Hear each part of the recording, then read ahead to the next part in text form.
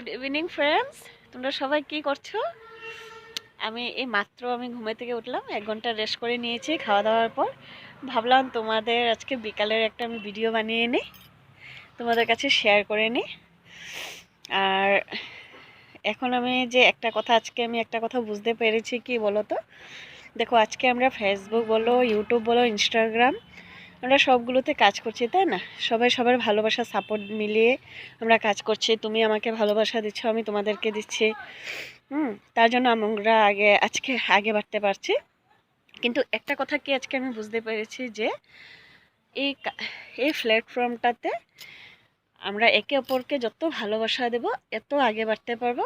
কিন্তু দেখো, এত আমার পাশে আমার মানুষ আছে যে ধরো আর কি বলবো, যে বুঝেই যাবে।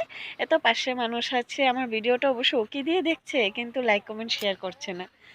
শেয়ার তো দূরের কথা, লাইকই করছে না। তাই ওদেরকে দিয়ে আমার মতলব আসা যায় না।